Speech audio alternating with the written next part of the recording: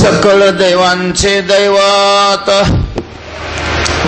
सकळ देवांचे दैवत उभे असे या रंगात, रंग लुटा माझे बाप, शुद्ध भावे खरे माप, लंग लुटिला भोवती शुक नारदादी संती, रंग लुटा माझे बाप, शुद्ध भावे खरे माप, तुका लुटिता हे रंग, तुका लुटिता हे रंग, साह्य झाला पांडुरंग, रंग लुटा माझे बाप, शुद्ध भावे खरे माप, पांडुरंगा करू प्रधान, पांडुरंगा करू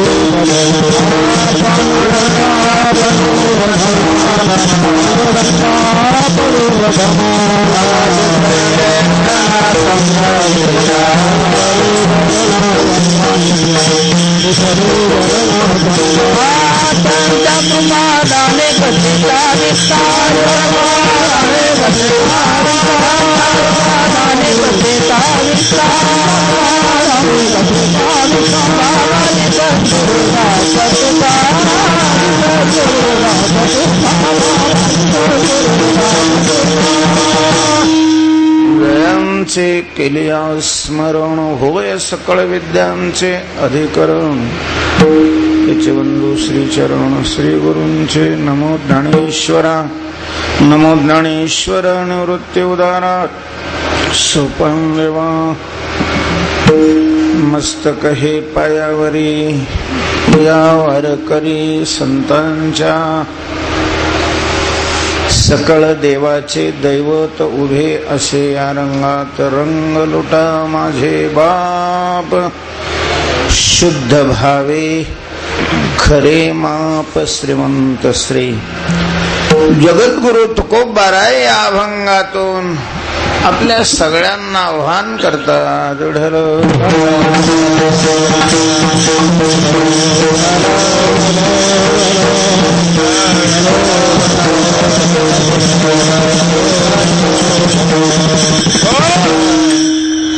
तुकोबाराय म्हणतायत की बाप हो, भाग्यवान आहात, आपण भाग्यवान आहात, आम्ही भाग्यवान आहे. तुकोबाराय हो, तुम्ही भाग्यवान आहात. कशामुळे आम्ही भाग्यवान वाटतो तुम्हाला? भाग्यवान असल्याचं पहिलं कारण आहे मानव देह तुम्हाला मिळालेला आहे. मानव देह मिळणं हे भाग्याचं काय आहे? लक्षण आहे. विठ्ठल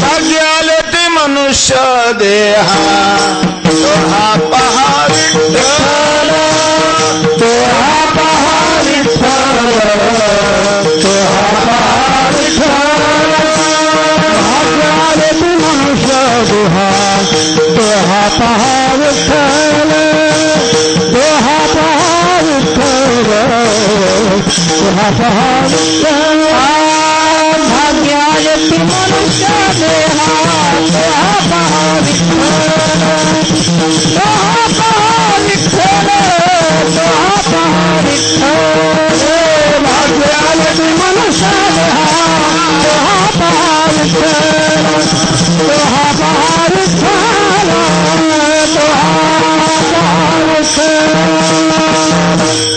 मनुष्य देहा भाग्य आले ती, मानव देह भाग्याशिवाय मिळत नाही. म्हणून ज्यांना ज्यांना नरदेह मिळालेला आहे ते काय आहेत?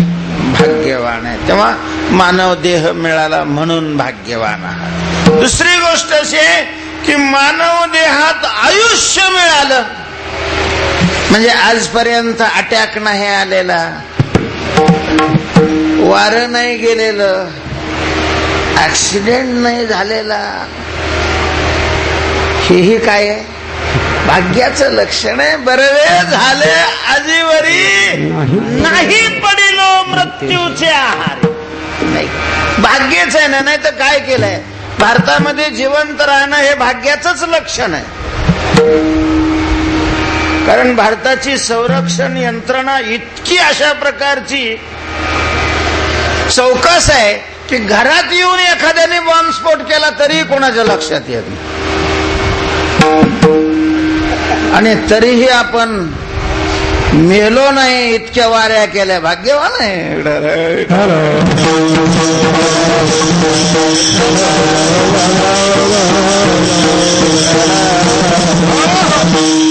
आयुष्य मिळालं म्हणून भाग्यवान आहोत. आणि सगळ्यात महत्वाची भाग्याची गोष्ट ही आहे की पंढरपूरला येण्याची बुद्धी झालेली आहे. आषाढी यात्रेनिमित्त आज एकादशीचा मुख्य दिवस आहे आणि या दिवशी आपण पंढरपूरमध्ये आहात. त्यामुळं आपल्या भाग्याविषयी कोणीही संशय शंका घेऊच शकत नाही. विठ्ठल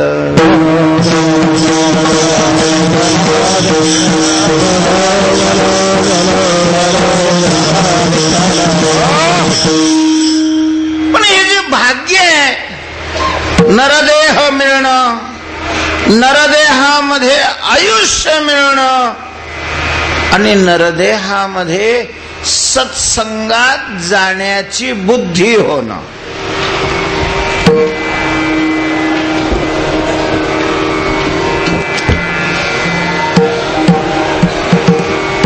आषाढी कार्तिकी वारीलाच पंढरपूरला काय यायचं? एरवी देव नाही का इथं? देव आहे एरवी, पण हा सोहळा नाही एरवी. विठ्ठल विठ्ठल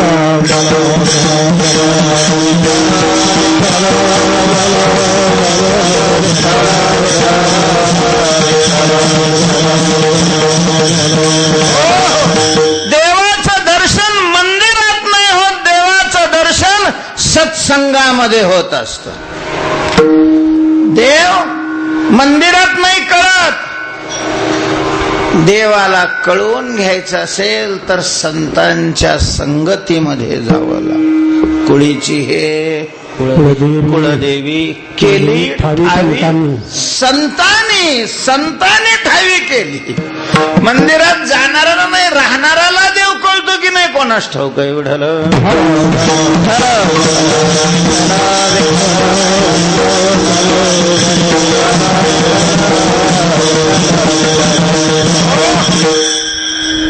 आणि आपल्या वारकरी संतांनी अत्यंत दूर विचार करून अशा प्रकारचा नियम बांधून दिलेला आहे की आषाढी कार्तिकीला पांडुरंगाच्या दर्शनाला सगळ्यांनी यायचं. त्या सगळ्यांनी याच्यामध्ये सिद्धांनी आणि साधकांनी, सगळ्यांनी या शब्दाचा अर्थ जे वैष्णव सिद्ध आहेत त्यांनीही आषाढीला कार्तिकीला यायचं, आणि जे साधक वैष्णव आहेत, साधक वारकरी आहेत, त्यांनीही आषाढी कार्तिकीला यायचं. आणि त्या निमित्तानं मग पंढरपूरमध्ये संतभार पंढरीत, आणि मग तमाशाचा गजर होतो असं नाही.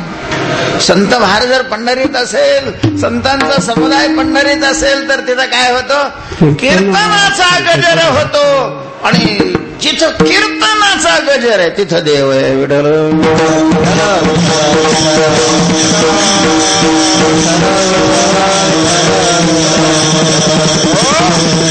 कीर्तनामध्ये आपल्याला संतांचा उपदेश ऐकायला मिळतो. तुकोबारायांनी आपल्याकरता काय सांगून ठेवलेलं आहे हे एरवी काय कळणार आहे आपल्याला? मग मानवदेह मिळालेला आहे, आयुष्य मिळालेलं आहे, सगळं पेपर वाचण्यात चाललेलं आहे, बरबाद होऊ राहिले. ज्ञानोबारायांनी आमच्याकरता काय सांगून ठेवलंय, नाथ महाराजांनी आमच्याकरता काय सांगून ठेवलेलं आहे, तुकोबारायांनी आमच्याकरता काय सांगून ठेवलेलं आहे, हे एरवी कसं कळणार आहे आपल्याला? पारायण केली तरीही त्या त्या शब्दाचे तात्पर्य समजतात असं नाही. त्याच्याकरता सत्संगामध्ये जावं लागतं. सत्संगामध्ये अशा प्रकारचं. आणि म्हणून आपण भाग्यवान आहात की तुकोबरांचा उपदेश ऐकण्याकरता आपण या ठिकाणी जमलेलो आहोत. काय आहे तुकोबरांचं म्हणणं? आपण काय करावं असं वाटतंय तुकोबरांना? अभंगाच्या द्वितीय चरणात सांगतात, रंग लोटा माझे बाप, रंग लोटा माझे बाप, रंग लोटा माझे बाप, रंग लोटा माझे बाप, रंग लोटा माझे बाप, रंग लोटा, रंग लोटा माझे बाप, रंग लोटा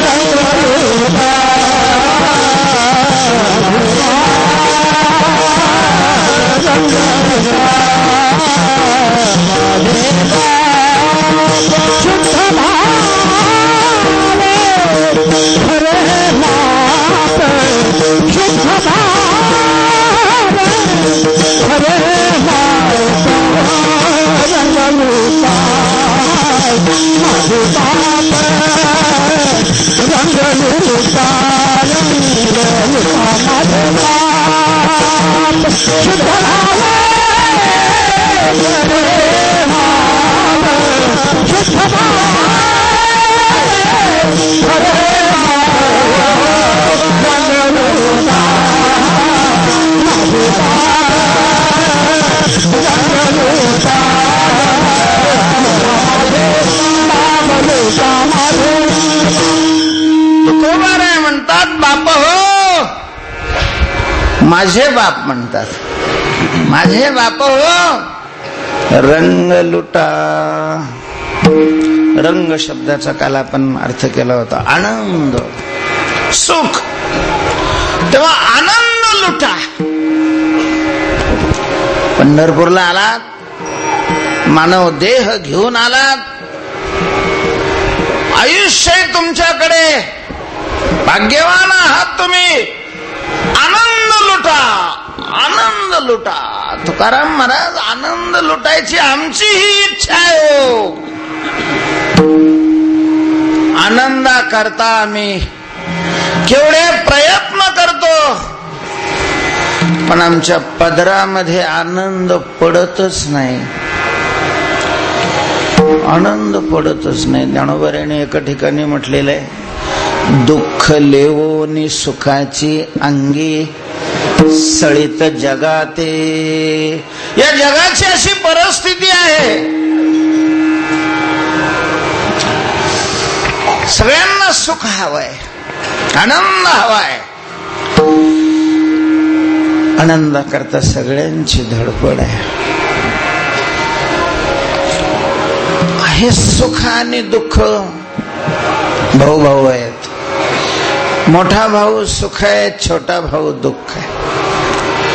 पूर्वी असं होतं, सुख घरातून बाहेर निघालं की सगळे लोक सुखाचा सत्कार करण्याकरता, त्याला घरात घेण्याकरता असे उभे असायचे. या या या. त्याला पायगाड्या काय घालायचे, त्याला ओवाळायचे काय आदराने, त्याचा स्वीकार करायचे. कोणाचा? सुखाचा.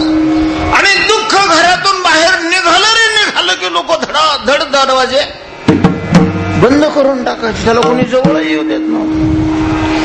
रडत गेलं ते आईकडं, आई मला जन्म कशाला दिलास तू? काय झालं रे बाबा, काय झालं? कोणीच विचारायला तयार नाही. मला पाहिलं की धडाधड कवाडा लावून घेतात, दगड फेकतात माझ्याकडे. मला जवळ सुद्धा कोणी येऊ देत नाही. काय उपयोग आहे माझा जगण्याचा?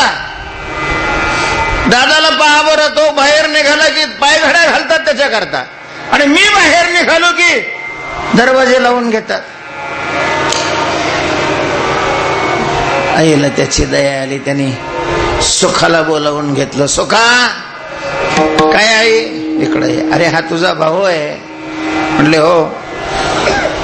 पण लोक त्याचा स्वीकार करत नाही. तो म्हणले त्याच्या अंगाला काठी आहे. कसे काय लोक स्वीकार करतील? दुःखाचा स्वीकार कसं कोणी करेल? अरे पण भाऊ आहे तुझा, मग काय करू आई? तुझे कपडे काढून घाल त्याच्या अंगावर. महाराज त्या म्हातारीनं हे आगाव काम केलं.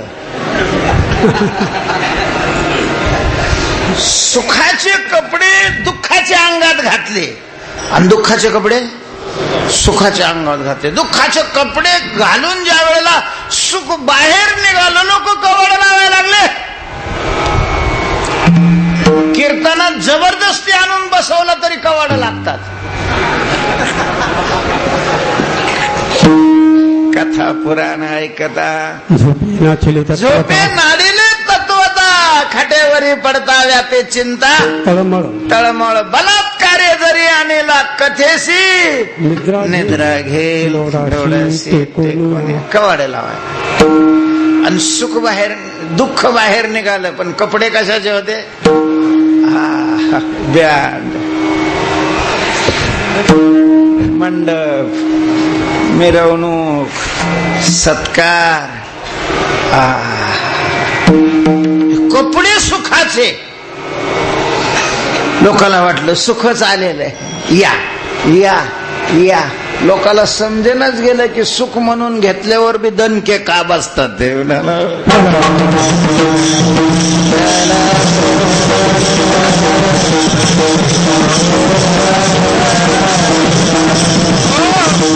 सुखाकरता शिक्षण घ्यायचं, सुखाकरता नोकऱ्या करायच्या, सुखाकरता पैसे कमवायचे, सुखाकरता लग्न करायची, सुखाकरता पोरांची अपेक्षा करायची, दणके खायची. हे असं नेमकं काय होतंय काही कळतच नाही. वरून दिसायला तर काय दिसतंय? काय बंगला आहे, काय गाडी आहे, काय थाट आहे, आणि आज दणके. मरच ते दुसऱ्याला दिसत नाही, याला बसल्याशिवाय राहत नाही. त्याचं कारण असं झालेलं आहे की सुखाचे कपडे दुःखाने घातलेले. तेव्हा तुकोबाराय ज्या वेळेला आनंद लुटा अशा प्रकारचं आव्हान करतात, तुको लोकांनी सांगितलं महाराज आनंद तर लुटायचा आहे हो आम्हाला. आनंद लुटण्याकरताच आम्ही धावतोय. आनंद म्हणून स्वीकारतो, आणि स्वीकारल्यावर कुठल्याही गोष्टीचा आरंभ कसा असतो आणि नंतर कसं असतं बरं. मग ते लग्न करताना असेल, गाडी घेताना असेल, पोरग झाल्यावर असेल, काय थाट असतं. हत्तीवरून पूर्वी तर साखरा वाटायचे. कशा करता? कारण याच्याशिवाय वृद्धाश्रमात दुसरं कोण घालणार विडाला.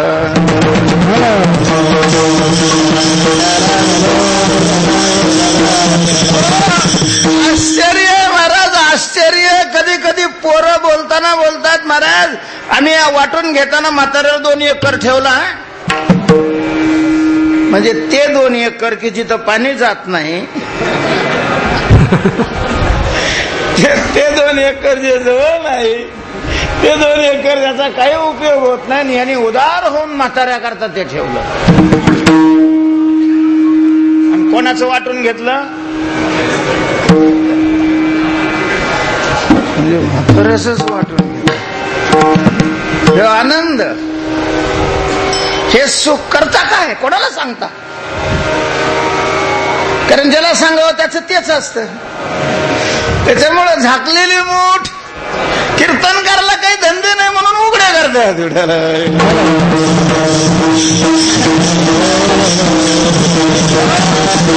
आनंदा करताच आम्ही संसार करतो महाराज.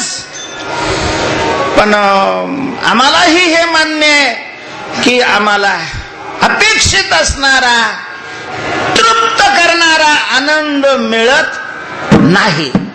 आणि तुम्ही आनंद लुटायचं सांगता, तेव्हा हा लुटायचा जो आनंद आहे, त्या आनंदाचं स्वरूप काय आहे? तो कसा लुटायचा, कुठं लुटायचा, कधी लुटायचा, काय करावं लागतं त्याच्याकरता? कोणी लुटलेला आहे हा आनंद? कोणी लुटलेला आहे दुसऱ्या 3 चरणात तुकोबारायांनी सांगितलेलंच आहे. पहिल्या चरणात तुकोबाराय सांगतात हा आनंद पहिला जर कोण लुटत असेल तर पांडुरंग लुटतोय. विठ्ठल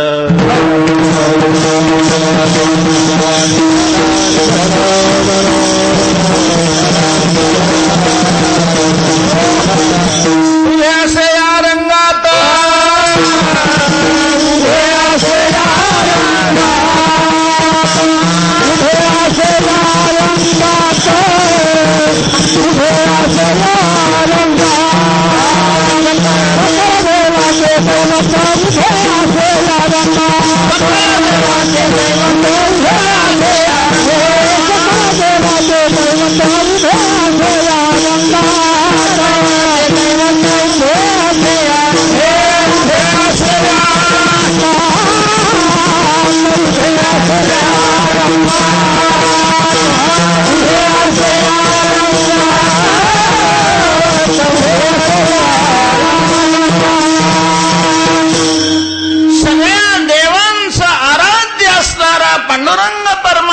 सुद्धा हा रंग लुटण्याकरता याच्यामध्ये उभा आहे. उभा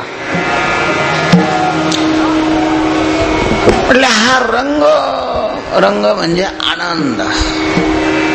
कोणता आनंद आहे हा?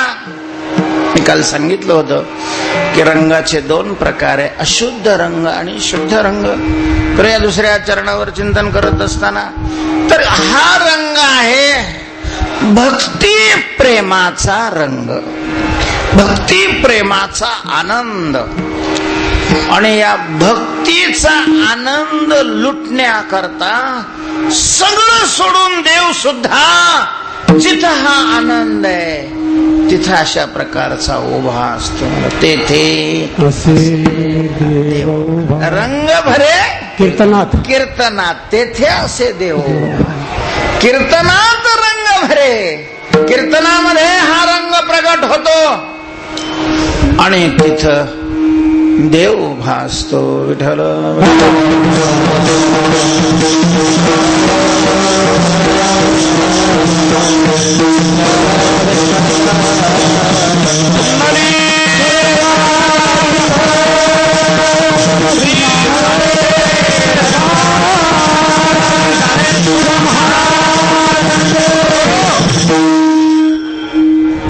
याला कीर्तन रंग म्हणा, याला भक्ती प्रेमाचा आनंद म्हणा, प्रेम सुख म्हणा,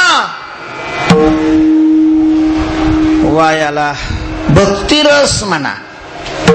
सेवितो हर वाटितो अनेका घ्यारे होऊ नका रानभरी, असा हा भक्तीचा आनंद, भक्ती सुख, प्रेम सुख तुकोबाराय म्हणतात तुम्ही लुटा. हा आता थोडस आत जायचंय. भक्ती वेगळी, भक्ती करणं वेगळं आणि भक्तीचा आनंद लुटणं वेगळं. कीर्तन करणं वेगळं, कीर्तन ऐकणं वेगळं आणि कीर्तनाचा आनंद घेणं वेगळं. अति सूक्ष्म असल्यामुळं थोडस लक्ष देणं कठीण जातं. विठ्ठल विठ्ठल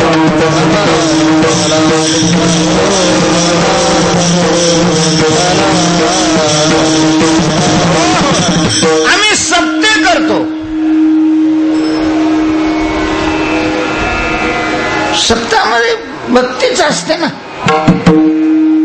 श्रवण भक्ती असते, कीर्तन भक्ती असते, स्मरण भक्ती असते, भक्ती असते. सप्ताहामध्ये भक्ती रस पितात की नाही हा प्रश्न आहे. भक्ती करणं वेगळं आणि भक्ती रस पिणं वेगळं.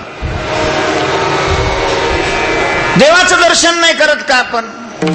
दर्शन म्हणजे पाहतो देवाला, डोळे भरून या.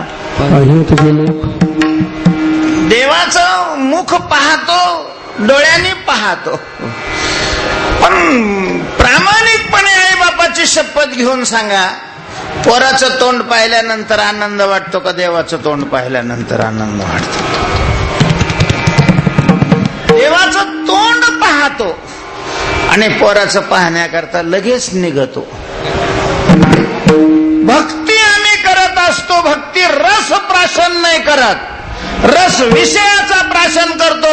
सत्यामध्ये मंडपाचा आनंद असतो, सत्यामध्ये अमका मंत्री आला, तमका साहेब आला, तमका महाराज आला. सत्यात लोकाला ज्ञान घ्यायचं नसतं, स्वतःचा मोठेपणा मिरवायचा राहतो.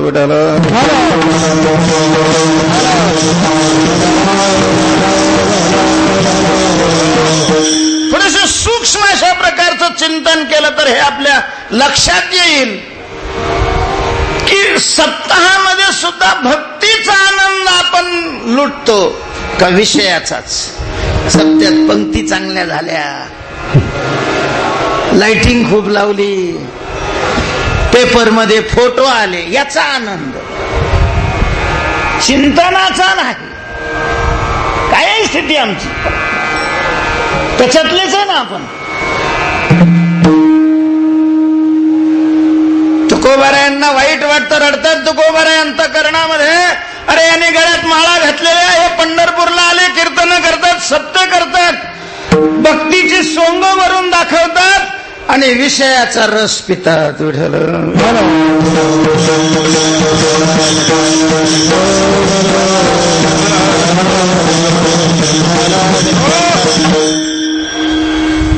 म्हणून तुकोबाराय आग्रहपूर्वक सांगतात की तुम्ही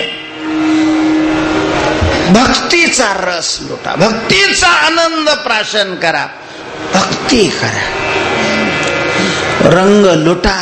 हा आनंद इतका विशेष आहे की आनंद स्वरूप असणारा, सुख स्वरूप असणारा देव सुद्धा आपलं स्थान सोडून हा आनंद पिण्याकरता, सेवन करण्याकरता भक्ताच्या समुदायामध्ये येतो. महाराज भक्ताच्या समुदाय. त्या काल्याच्या अभंगामध्ये एक प्रसंग असा आहे. गोपाळ हे सगळे वैष्णव भक्त, काही जन्मामध्ये त्यांनी साधना करून गोपाळ या जन्माची प्राप्ती करून घेतलेले हे भक्त. खूप कृष्णावर प्रेम, अगदी जीवापेक्षा कृष्णावर जास्त प्रेम. आणि म्हणूनच भगवान मथुरेत अवतीर्ण झाले. भगवंताला कामही कुठं करायचं होतं? मथुरेतच करायचं होतं, पण गोकुळात गेला आणि गोपाळाच्या संगतीमध्ये भगवान राहिले. विठ्ठल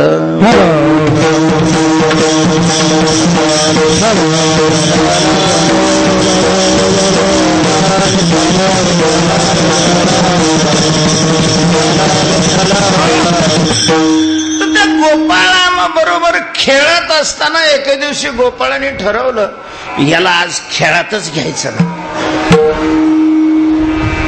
खेळात घ्यायचं नाही. का द्यायचं नाही खेळात? मला त्याच्यावर कधी राजच येत नव्हतं. आता राज येत नव्हतं म्हणजे त्याला खेळता चांगलं येत होतं म्हणून राज येत नव्हतं. पण यांना वाटायचं की हा लबाड्या करतो म्हणून राज येऊ देत नाही. नाहीतरी पडलेले असेच म्हणत असतात, त्याने अमकच केलं, तमकच केलं, बोगस मतदान करून घेतलं, असं झालं, तसं झालं, हे झालं, ते झालं. हे तसं चौकडच आहे, त्याला काय याला खेळातच घ्यायचं नाही. झालं ते खेळायचं. कृष्ण आलेला आहे, त्याने सांगितलं काळ्या होय बाजूला तो, तुला आम्ही खेळात घेणार नाही. तो म्हणला पण का? का म्हणजे तुझ्यावर राजच येत नाही. आता राज येत नाही म्हणजे मला खेळता येतं बा. खेळ्या माझी गोप्या भला. नामदेवराय म्हणतात खेळ्या माझी गोप्या भला, तो बहुतची खेळ खेळणार आहे. त्यांनी सांगितलं नाही तू लबाड्या करतो. अरे नाही नाही नाही आम्ही तुला घेणार नाही म्हणजे नाही. शेवट सापडला संधी मग बळीया पडे. एवढा मोठा ब्रह्मांडाचा सत्ताधारी असणारा भगवान त्या पोरांच्या समोर काकुलती येऊ लागलेला आहे. कुलती येतो हारी सनभरी दिवाळीला सनभरी दिवाळीला सनभरी दिवाळीला कुलती येतो हारी सनभरी दिवाळीला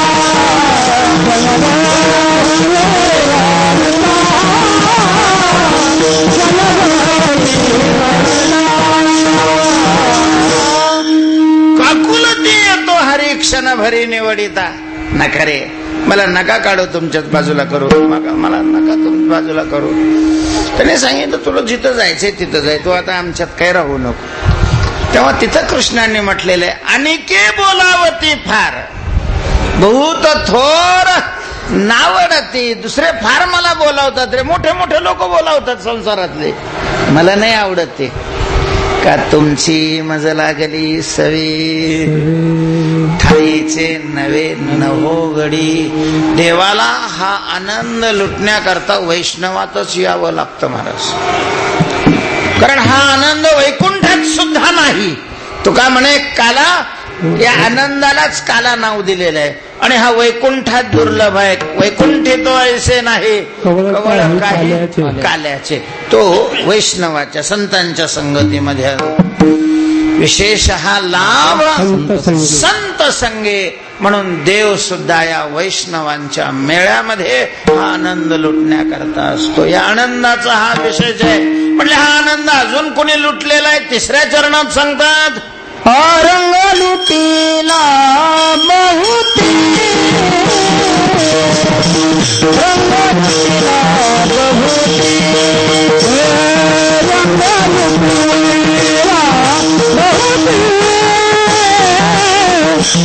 रंग लुटीला बहुती रंग लुटीला बहुती रंग लुटीला बहुती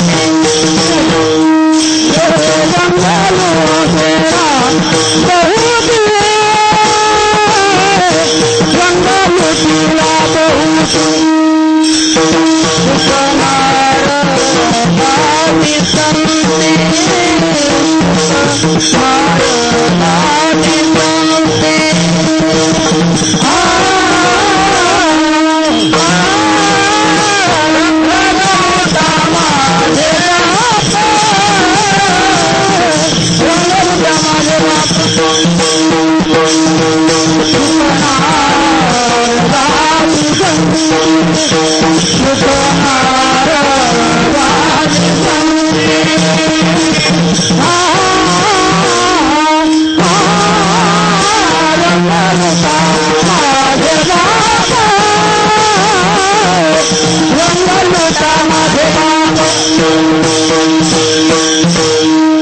रंग लुटीला बहुती. हा भक्तीचा आनंद आजपर्यंत अनेकांनी लुटला. बहुती म्हटले एखाद दुसरं नाव सांगा ना. अनेकांनी लुटला असं मोघम काय सांगतात? लोक म्हणतात. लोक कोण म्हणते सांग ना. लोक म्हणतात म्हणजे काय? लोक हे काय कोणा माणसाचं नाव आहे काय? अनेकांनी लुटला म्हणजे कोणी लुटला? दोन नाव सांगितले तुकोबरायने, शुक नारदादी संती. शुकाचार्य नारद हे आहेत ज्या वैष्णवांचे अग्रगणी. आदी अशा अनेक वैष्णवाने हा आनंद लुटलेला आहे. म्हणजे शुकाचार्य. शुकाचार्यांचं वर्णन काय करा. शुकाचार्याविषयी ज्ञानोबा लिहितात, विषय जिनोनी जन्मले जे शुकादिक दादुले. अध्यात्मामध्ये मोठा जो मानला जातो हा विषयाने संपन्न असलेला नाही, तो तर क्षुद्र असतो. विषय संपन्न विषय भोगणारा हा परमार्थाच्या दृष्टीनं अध्यात्माच्या दृष्टीनं शूद्र आहे. शूद्र. उपनिषदामध्ये कथा येते रैक्व आणि जानश्रुती राजाची. जानश्रुती राजा रैक्वाकडे गेला त्यावेळेला रैक्वाने त्याला तू शूद्र आहे म्हटलेलं आहे. शूद्र. विषय भोगातला किडा आहेस. अध्यात्मामध्ये श्रेष्ठत्व हे विषयावर विजय मिळवल्याने प्राप्त होतं. विकारावर तुम्ही किती विजय मिळवलेला आहे, कोणत्या कोणत्या विकारावर विजय मिळवलेला आहे त्यावर तुमचं काय अवलंबून आहे? श्रेष्ठत्व अवलंबून आहे, मोठेपणा अवलंबून आहे. कामावर विजय मिळवलाय का? क्रोधावर विजय मिळवलाय का? लोभावर विजय मिळवलाय का? अहंकारावर विजय मिळवलाय का? अध्यात्मामध्ये विकारावर विजय मिळवणं हे श्रेष्ठपणाचं द्योतक असतं, असावं. हे संसारी माणसाच्या दृष्टीनं महाराज लोक मोठे, परमार्थाच्या दृष्टीनं विकारावर ज्यांनी ज्यांनी विजय मिळवलेले आहेत ते काय आहेत? श्रेष्ठ आहेत. ते ऋषी एका त्याच्यामध्ये बसले सगळे नैमिषारण्यामध्ये आणि सोच विषय निघाला. म्हणले सगळ्या देवात श्रेष्ठ देव कोणता? आता कोणी कोणाचा भक्त, कोणी कोणाचा भक्त, जो ज्याचा भक्त तो त्याचा टेंबा पुढं करायला लागला. पण त्यांनी असं ठरवलं हे असं नाहीये, परीक्षा घ्या सगळ्यांची आणि परीक्षेत पास होईल तो श्रेष्ठ असं ठरवा. परीक्षक कोणाला नेमलं? महाराज परीक्षक नेमलं होतं भृगु ऋषीला. भृगुची परंपराच अतिशय विचित्र आहे. काही समजत नाही ते देवण भिव, तपश्चर्या करणं, शक्ती मिळवणं.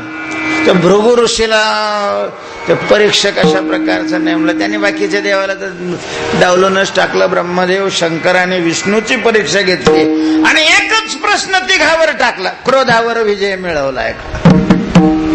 ब्रह्मदेवाकडे गेले. सकाळी सकाळी संध्याकाळी बसले होते ब्रह्मदेव. सगळं सोवळं,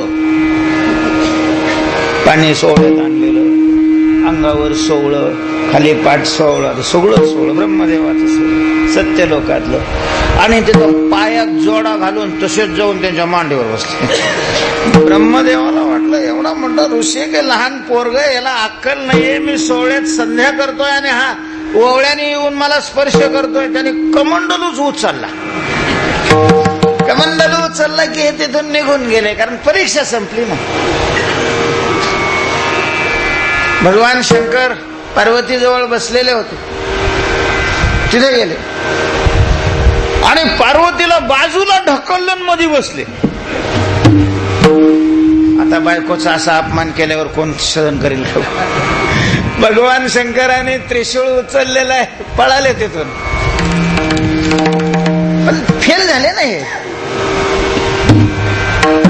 क्रोधाचा प्रसंगच नाही आल्यावर क्रोध येत नसेल तर त्याला काय महत्व आहे?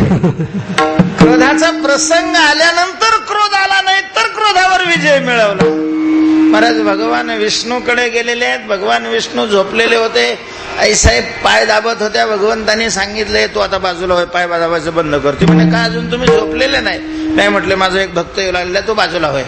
म्हणजे येऊ दे की भक्त, मी काय करते? नाही तुला नाही सहन होणार, तो माझी पूजा करणार आहे, बाजूला होय. लक्ष्मीला दुसऱ्या खोलीत पाठवलेलं आहे. तिनं असं ते याच्यातून खिडकीच्या झरोक्यातून पाहिलं कोणचा भक्त कसली पूजा करतो. महाराज भगवान पडलेले होते. भृगु ऋषी आलेले आहेत आणि जोड्यासह लात घातली छाताडावर भगवान विष्णू. लात घातल्यानंतर भगवान विष्णू उठलेले आहेत आणि त्यांचे पाय दाबायला लागले. त्रास झाला का तुम्हाला? आणि मग त्यांनी ठरवलं की तिन्ही देवामध्ये कोण श्रेष्ठ आहे? विष्णू श्रेष्ठ आहे. म्हणून मग तुकोबऱ्यांना लिहिता आलं सकळ देवांचे दैवत. तेव्हा अध्यात्मामध्ये विकारावर विजय जो मिळवतो, कामावर, क्रोधावर आणि लोभावर विजय मिळवणारा, त्याला श्रेष्ठ मानलं जातं.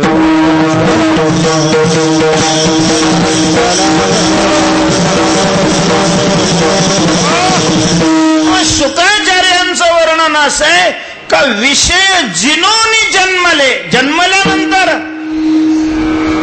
त्यांनी विकारावर विजय मिळवला असं नाही, तर विकारावर विजय मिळवूनच जे जन्माला आले. शुकाचार्यांचं शास्त्रामध्ये खूप अशा प्रकारचं वर्णन केलेलं आहे. तर या शुकाचार्याने हा रंग लुटलेला आहे, भक्तीचा रंग शुकाचार्याने लुटला. आणि नारदाचं तर काय, चहूतोंड्याचा पोर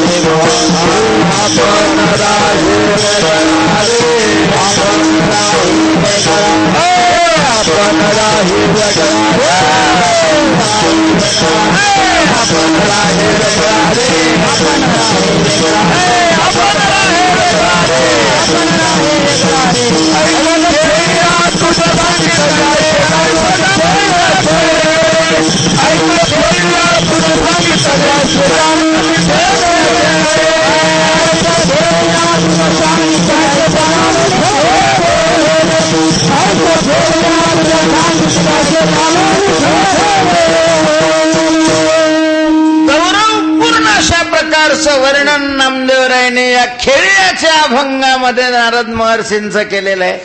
खेळ्यातले शब्द आहेत ते. नामदेवराय म्हणतात की चहूतोंड्याचा पोर,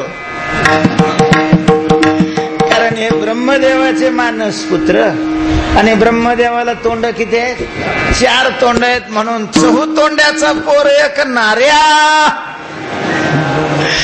खेळ्यातला शब्द आहे नार्या जाण का, खेळ्या माझी आगळा, सगळे खेळी एका बाजूला आणि हे एका बाजूला.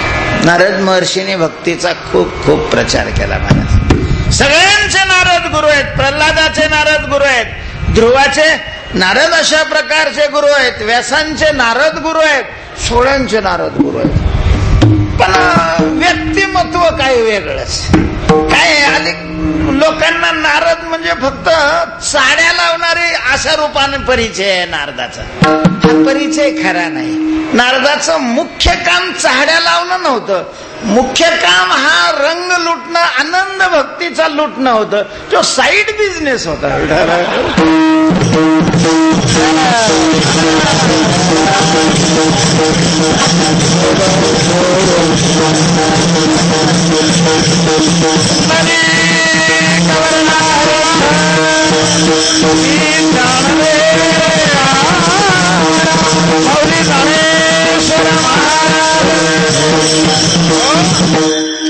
अख्खं जीवन ज्याने भक्तीला समर्पण केलं, नारद आदिनाथ शंकर, नारद मुनीश्वर, शुका ऐसा थोर अनेक नाही.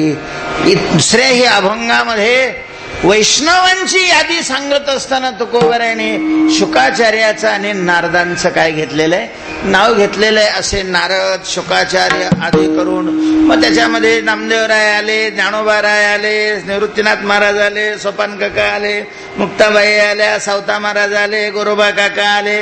ही सगळी संत मंडळी, वैष्णव मंडळी, या सगळ्यांनी हा काय लुटलेला आहे, रंग लुटलेला आहे, आनंद लुटलेला आहे. इतकंच नाही, अजून कोण आनंद लुटतंय, तू का लुटी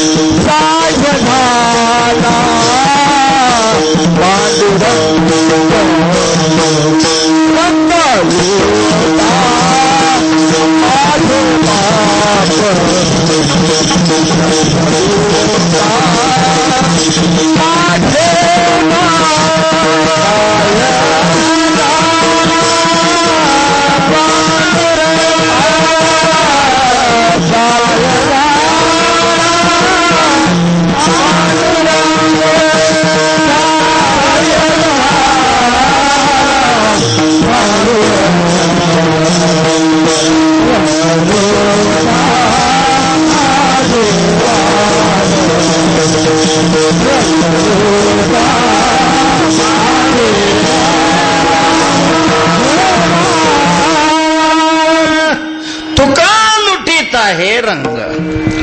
तुकोबाराय म्हणतात की तुका सुद्धा हा रंग काय करतोय, लुटतोय. या रंगा ह्या आनंदाचं अशा प्रकारचं सेवन तुकोबाराय करतायत. कसा रंग असेल तो, काय विशेष असेल या रंगाचा. पहिल्यांदाच मी सांगितलं, आपण त्याच्यापासून फार दूर आहे. अनुमान करायचंय त्या शब्दातून, शब्दावरून चाचपडत तिथपर्यंत जाण्याचा काय करायचंय, प्रयत्न अशा प्रकारचा करायचा आहे. हा रंग नेमका कसा असेल. आता तुकोबाराय म्हणजे जवळ आले आपल्या. शुक, नारद हे खूप जुनी अशा प्रकारची पुराणातली मंडळी आहे. तुकोबाराय आताचे 300-400 वर्ष झाले जवळजवळ. तुकाराम महाराज सुद्धा हा रंग लुटतात. तुकोबाराय म्हणतात भगवंतानी सहकार्य केलं आणि मीही भगवंताच्या साह्याने हा आनंद काय करतोय, लुटतोय. काय विशेष असेल या आनंदाचं. ऐका थोडस. तुकाराम महाराज जवळ आले म्हणून तुकोबारायांचा आणि जिजाबाईंचा संवाद आहे गाथ्यामध्ये. अर्थात तुकोबाराय सिद्ध अवस्थेला प्राप्त झालेले होते. जिजाबाईंनी आपल्या सामर्थ्यावर संसार उभा केलेला होता. संसारातली पूर्वीच्या काळामधली अतिशय बिकट परिस्थिती कमी झालेली आहे. त्या काळातला प्रसंग आहे. एकादशीचा दिवस होता. कीर्तनाला अजून वेळ होता. तुकोबाराय तुळशीच्या ओट्यावर भगवत चिंतन करत बसलेले होते. थोडस जिजामाऊली जवळ येऊन बसले. त्याचं कारण असं झालेलं होतं, त्याच्या अगोदर जिजाबाईची म्हैस चोरांनी चोरून नेली होती आणि भगवंतानी विराट रूप धारण करून चोराला घाबरून ती पुन्हा परत आणून बांधायला लावली होती.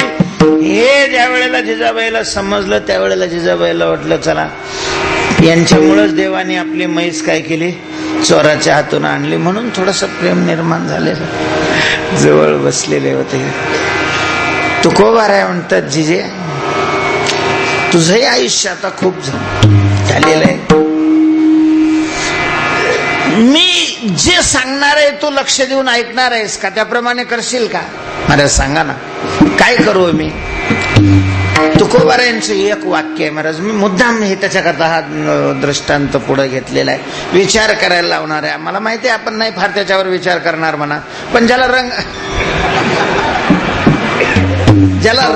लुटायचा आहे त्याला त्याच्यावर विचार करावा लागेल. तुकाराम महाराज म्हणतात जिजे द्रव्य जीवाहुनी आवडे याचना, आम्हासी पाषाणा होनी विन.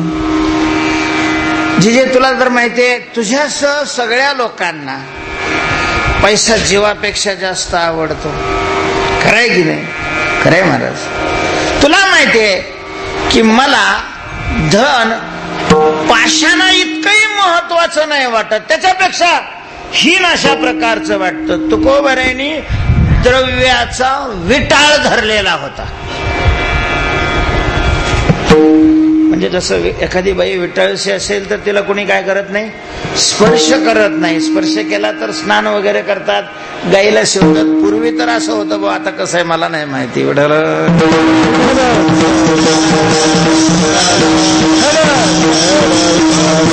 कारण मी लहान असताना आमच्या घरी असं केलं जायचं. आता आमचा त्या विटाळशीचा काही संबंधच राहत येत नाही. पण विटाळ असेल तिला स्पर्श केला जात नव्हता. तुकोबारायांनी द्रव्याचा विटाळ धरलेला होता.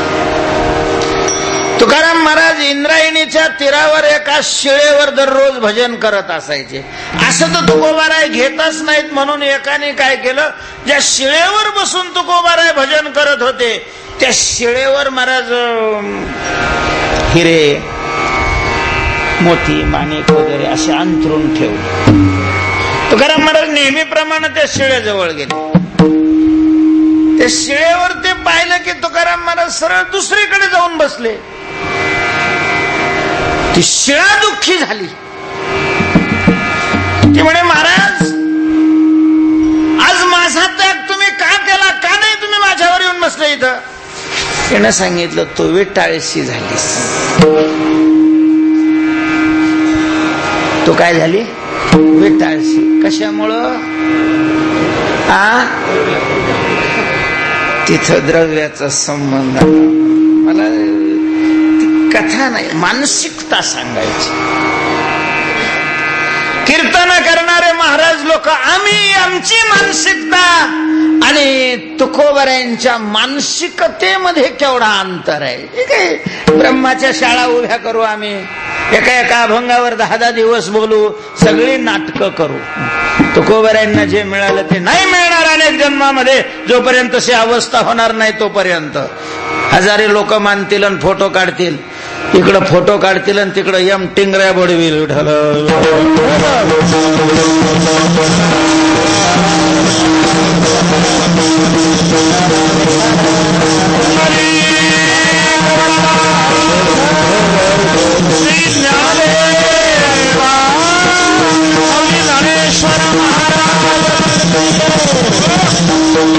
कथेमध्ये असं म्हटलेलं आहे, ती शिळा उडाली, तिनं डोहात पालथी अशा प्रकारची बुडी मारली, ते सगळं द्रव्य तर फेकलंच फेकलं. स्नान केलं आणि पुन्हा जागेवर आले, तेव्हा तुकाराम महाराज तिच्यावर येऊन बसले.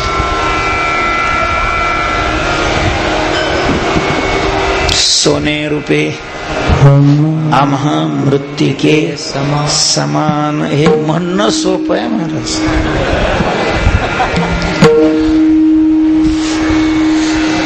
हुंड्यात एखादा तोळा कमी पडला तर लग्न मोडणारे माळकरी कमी नाहीत. विठ्ठल विठ्ठल.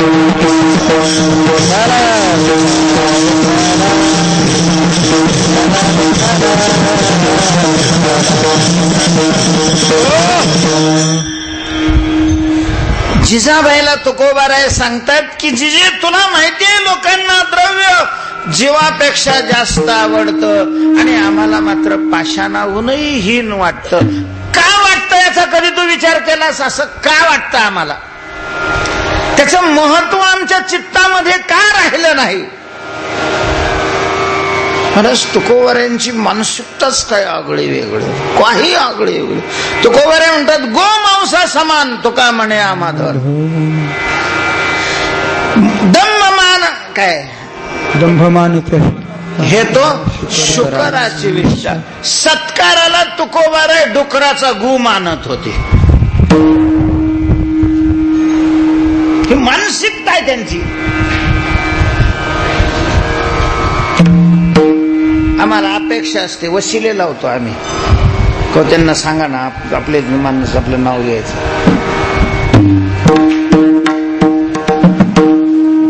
कोणी काही पुरस्कार द्यायला लागला महाराज, त्याला काही लायकी तरी असावी. विठ्ठल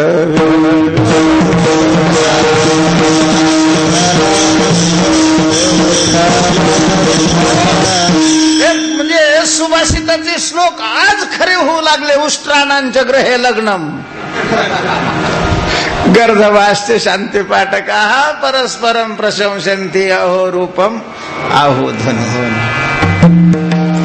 तुकोबाराय जिजाबाईला सांगतात की तुला तर माहिती आहे की आम्हाला ते पाषाणापेक्षा हे नाही.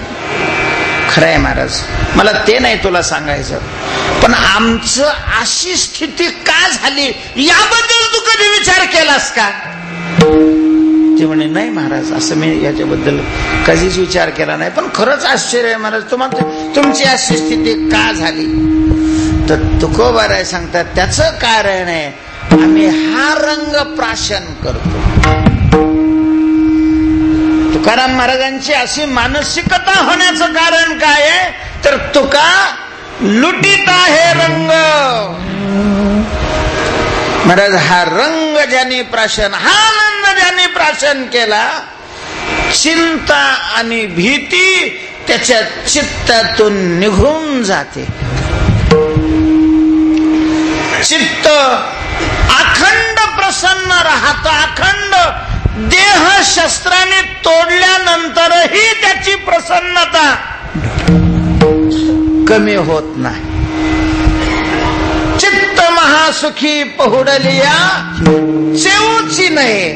अशा प्रकारचा तुकोबाराय सुद्धा हा रंग लुटतायत. म्हणून बाप हो, तुम्ही काय करा, रंग लुटा विठोबा.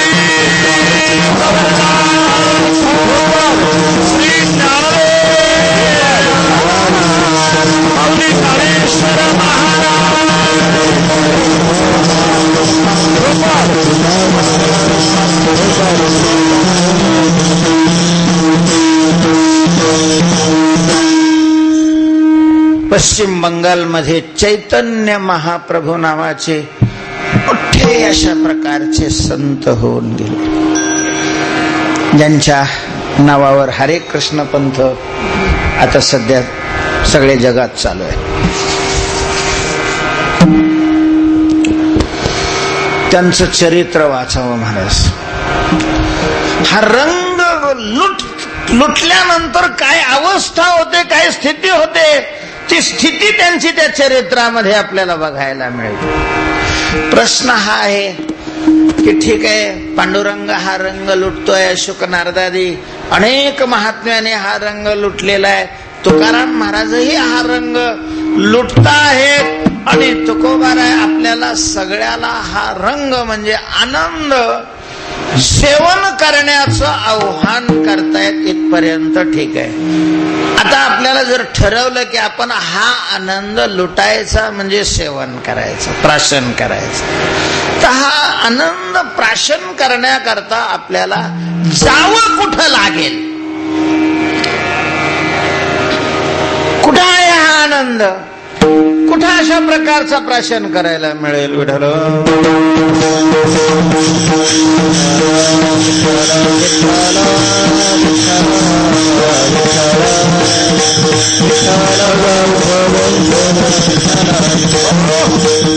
या आनंदाकरता कुठं जावं नाही लागत महाराज.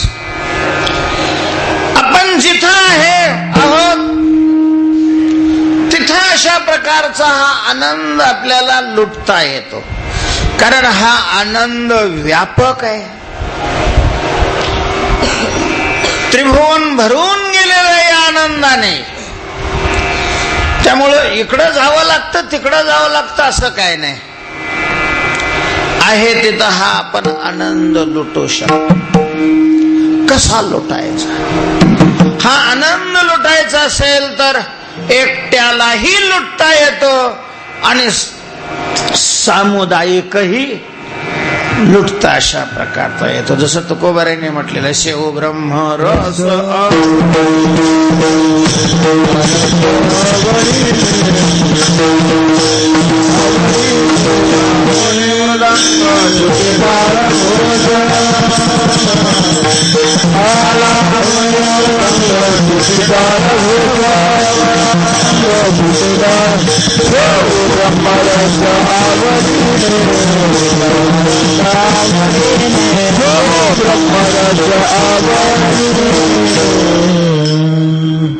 लवनी मृदंग श्रुती टाळघोष. मृदंग श्रुती म्हणजे विना, लावणी अर्थात एका स्वरात करून,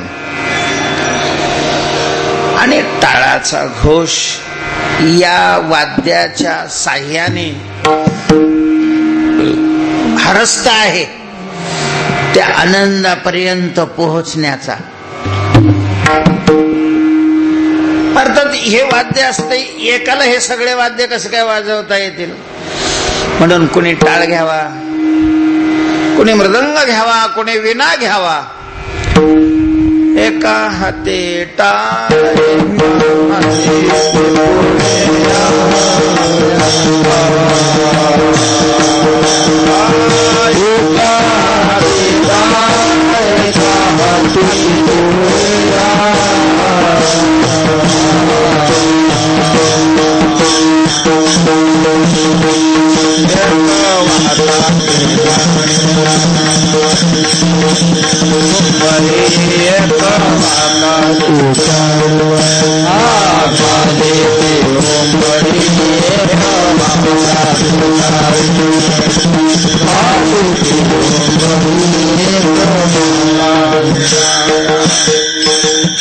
एका हाती टाळ एका हाती चिपुळ्या, घाली ती हुंबरी एक वाहता ती टाळ्या, मातले वैष्णव नटती नानाची. या पंढरीच्या वाळवंटामध्ये नामदेवरायांनी कीर्तनाला उभं राहावं आणि ज्ञानोबारायांनी काय घ्यावा? टाळ घ्यावा. महाराज काय मौज असेल त्या कीर्तनाला. सावता महाराज, त्या कीर्तनाला गोरोबा काका, त्या कीर्तनाला जनाबाई महाराज, त्या कीर्तनाला कबीर महाराज, ही सगळी मंडळी. आणि मग तिथं हा रस काय होतो? प्रगट अशा प्रकारचा होतो.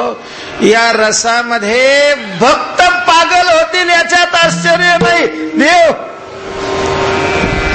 पागल होतो महाराज कीर्तनात, असा आनंदाने उड्या मारतो, असा आनंदाने नाचतो. एके दिवशी असं झालं, नाचता नाचता त्याचा पितांबरच सटाकला. बरं, त्याला काय अंडर पॅन्ट नाही.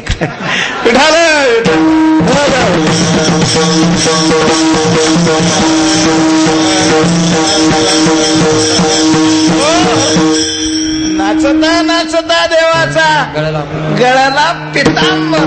सगळे बेहोश झालेले त्या आनंदामध्ये. कबीर महाराजांच्या लक्षात आलं. महाराज कबीर महाराजांच्या जवळच ते नाचत होता. कबीर महाराज बसलेले होते, त्याने खाली चिमटा घेतला, पायाला खाली बाय. हा आनंद वैष्णवांच्या समुदायामध्येही प्राशन करता येतो. पण हे वैष्णव सगळेच देवाच्या आवडीचे असावे लागतात. विठ्ठल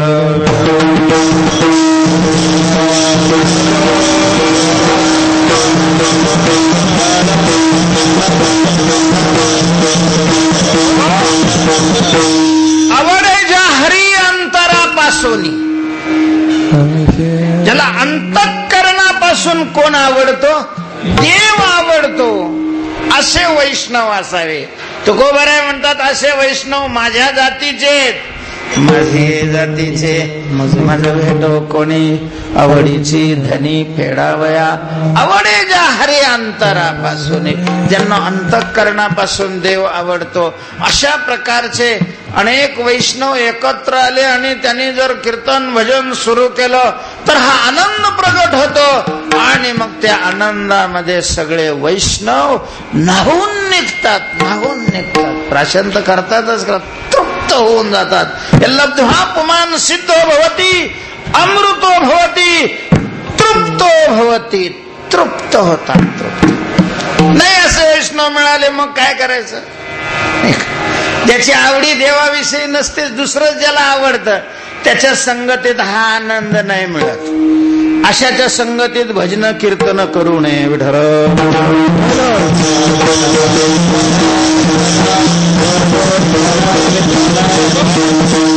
अरे लोकांना अभंग नाही लागत, त्यांचं वर्णन लागतं.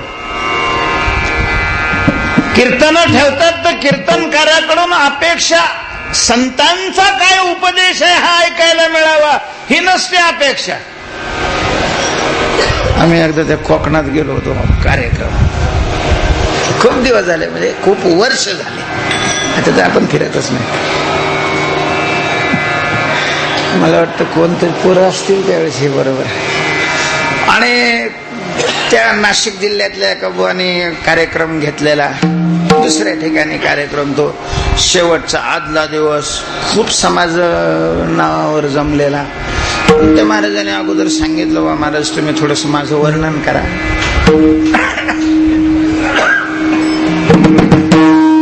आपल्याला ते सवय नाही त्यावेळेस एवढं काही कटाक्ष, आता कटाक्षाने मी वर्णन करतच नाही. ज्याला अपेक्षा आहे त्याला कोणी सांगतो की दुसरा जो करणार असेल त्याला तो ठेव, आपलं काही घेऊ नको, आपण करणार नाही, मला काही गरज बी नाही राहिली. आता त्यावेळेला एवढं काही कट्टर नव्हतं, पण सवय नव्हतीच. आता मी गेलो विसरून अभंगामध्ये. महाराज कीर्तन झाल्यावर आलो, त्याने असं भांड्याच आदळायला सुरुवात केली. इतका नाराज झाला तेव्हा माझा शेतकरी शेवटपर्यंत मला बोलला बी नाही. का त्याची अपेक्षा, अभंग किती चांगला सुटला त्याला काहीच घेणं नाही त्याचं, तर त्याचं वर्णन करावं ही अपेक्षा. हे अशा अवलादी असल्यावर कायला हा रंग निर्माण होईल.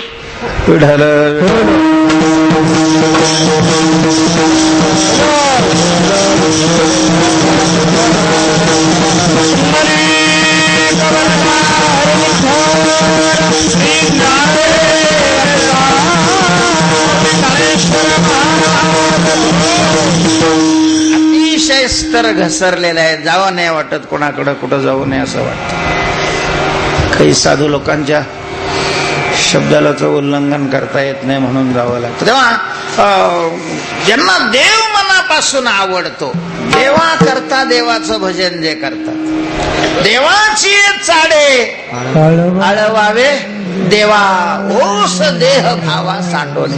आणि असे नसतील मिळत तर मग एकांतामध्ये जावं.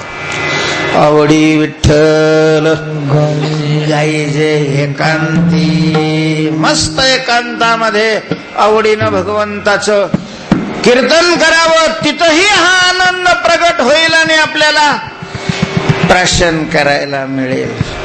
तेव्हा तुकोबाराय म्हणतात तुम्ही हा भक्तीचा आनंद प्राशन करा. विषयाचा आनंद तुम्ही प्राशन करत आहात, विषयात तुम्ही रंगलेले आहात, पण विषयाचा रंग हा अशुद्ध रंग आहे. काय अशुद्धता विषयाच्या रंगामध्ये? विषयात आपण रंगतो नाही, रंगलेलो आहे नाही, रंगतोय. विठ्ठल विठ्ठल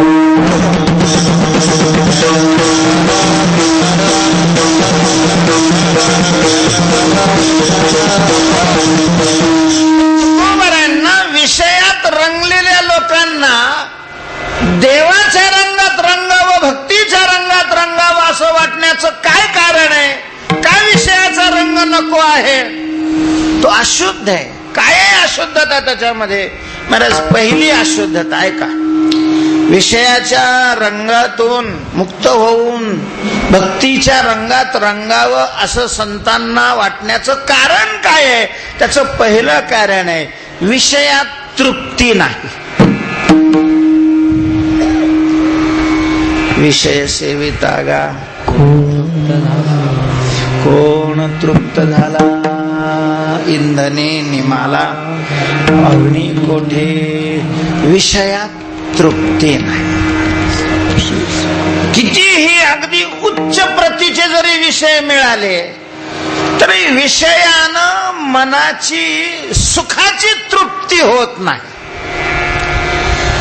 विषयामध्ये मनाला तृप्त करण्याचं सामर्थ्य नाही. थोडं बारीक अशा प्रकारचं चिंतन केलं तर आपल्या लक्षात येईल की विषयाने मनातली आग भडकते.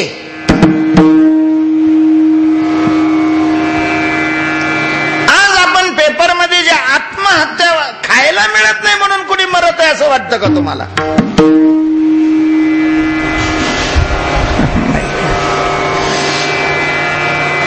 एवढ्या आगी भडकलेल्या आहेत विषयाविषयीच्या की माणसं निराश झाले आणि जगणंच नको वाटायला लागलं.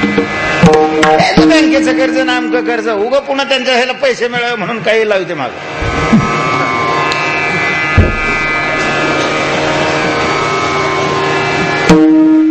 विषयामध्ये जीवाला तृप्त करण्याचं सामर्थ्य नाही. तुम्ही सांगा चहा पिणारी माणसं 50 वर्षापासून चहा पित आहेत, अजून तरी तृप्ती झाली आहे का? 50 वर्षापासून चहा पिणाऱ्या माणसाने किती लिटर आतापर्यंत चहा गडप केला असेल? तुम्हाला काय वाटतं? 5 कप जरी धरला दररोज, 10 कपाचं 1 लिटर म्हणलं तर 2 दिवसामध्ये 10 लिटर. 1 लिटर महिन्यामध्ये 15 लिटर, वर्षामध्ये 180 लिटर गुणिले 50 टँकर. 50 वर्षात अख्खं टँकर अशा प्रकारचं पालथ केलेलं आहे आपण शरीरामध्ये, तरीही काय नाही, तृप्ती नाही. कोणत्याही विषयामध्ये तृप्ती नाही. विषय हे विषय विष घातक आहेत. मारलंय विषयाने. कुरंग मातंग पतंग मीना, एका एका विषयाने एका एकाचा कसा घात केलेला आहे सुभाषितकाराने त्या श्लोकामध्ये सांगितलेलं आहे. आणि माणसाचे 5ही विषय अशा प्रकारचे मागे लागलेले असतात. म्हणा मनुष्य 5ही विषयाच्या मागे लागलेला आहे. काय होणार त्याचा घात? काही नाही दिसणार, थोबाड फोडीली गौरी अशा प्रकारची. अशुद्ध रंग आहे, अशुद्ध. शास्त्रकारांनी तर विषयात रंगच मानलेला नाही. रंगाभास यही संस्पर्शजा भोगा दुःख येऊ नये एवते अत्यंतवंत कौंतेय नतेश्वरमते उदाहा. म्हणून तुकोबाराय म्हणतात, बाबा तुम्ही मोठे भाग्यवान आहात, मानव देह मिळालाय तुम्हाला. मानव देहाचा विशेष आहे की मानव देहामध्ये कर्म स्वातंत्र्य आहे. कर्माचं स्वातंत्र्य आहे. या शरीरामध्ये आपण आपल्याला पाहिजे ते कर्म करू शकतो. कर्म स्वातंत्र्य आहे या देहामध्ये, तुम्ही करू शकता. इतर देहामध्ये कर्म स्वातंत्र्य नाही, फक्त भोग भोगण्याकरता इतर शरीर आहेत. मानव देहामध्ये कर्म स्वातंत्र्य आहे. मानव देह तुम्हाला मिळालेला, आयुष्य मिळालेलं आहे. संतांच्या संगतीत आलेले आहात. आता नकरी त्याचे गांढेपण. विठ्ठल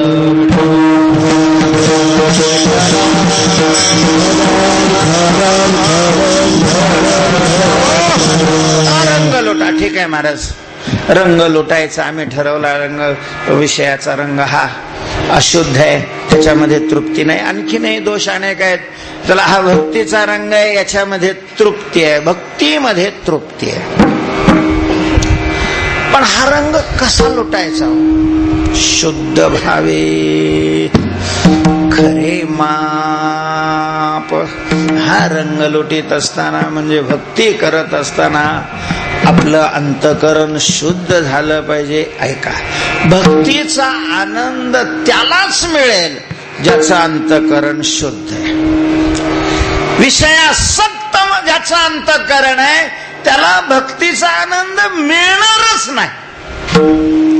भक्तीचा आनंद मिळण्याकरता विषयासक्तीचं जे वृत्तीला घाण लागलेली आहे ती सुद्धा वैराग्याच्या पाण्याने धुवून टाकावे लागते.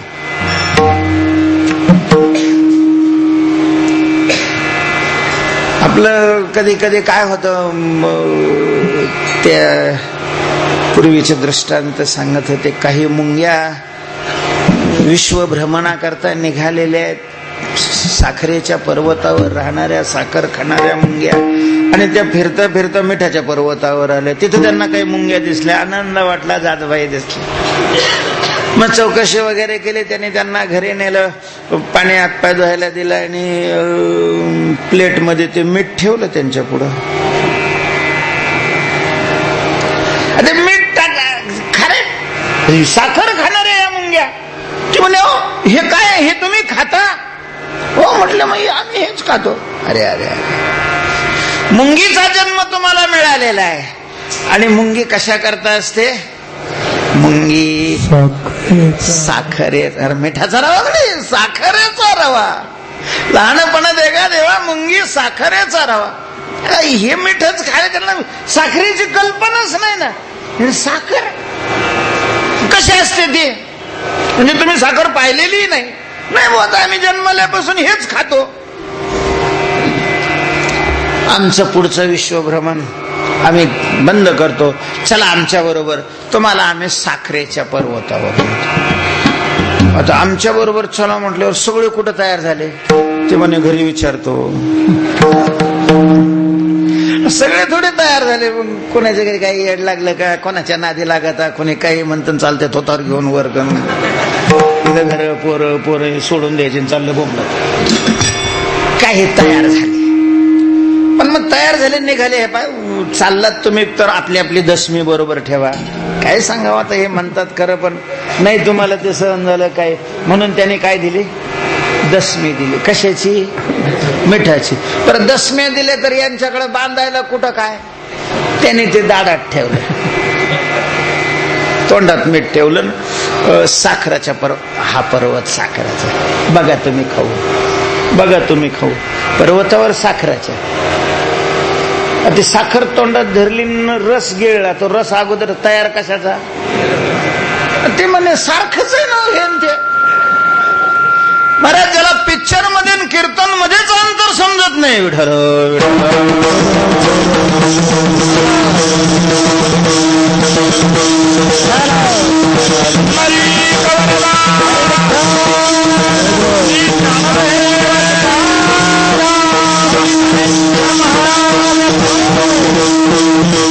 आणि मग ते म्हणे सारखं आहे.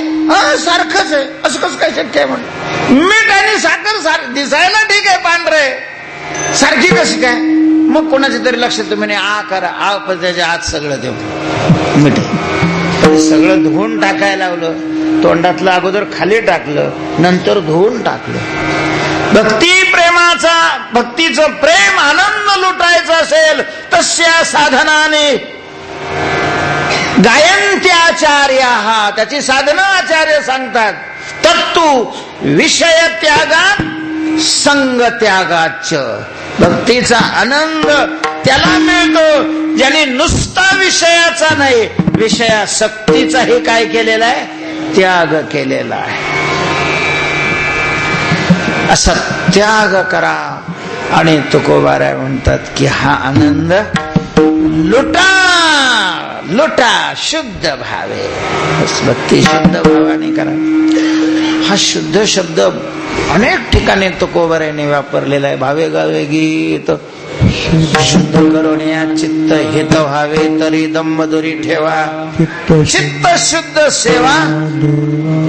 याही ठिकाणी म्हणतात शुद्ध भावे, शुद्ध भावनेनं भक्ती करा आणि भक्तीचं खरं माप पदरात पाडून घ्या. रंग लुटा माझे बाप. बघा, पण म्हटलं एक सगळं जरा अवघडच दिसतंय. अवघड आहे. आपल्याला अवघड वाटत असेल तर मग देवाचं थोडं सहकार्य घ्या. जसं तुकोबाऱ्यांना मिळालं साह्य झाला पांडुरंग, तसं देवाचं नामस्मरण करून, देवाची आळवण करून, देवाला प्रसन्न करून घ्यावं आणि देवाच्या कृपेनं वैराग्याची प्राप्ती करून घेऊन या प्रेमाची अशा प्रकारची उपलब्धी होईल. मग हा आनंद उपभोगायला मिळेल. त्या दृष्टीनं वाटचाल आपण करूया. तेव्हा रंग लुटा माझे बाप ज्ञानेश्वर.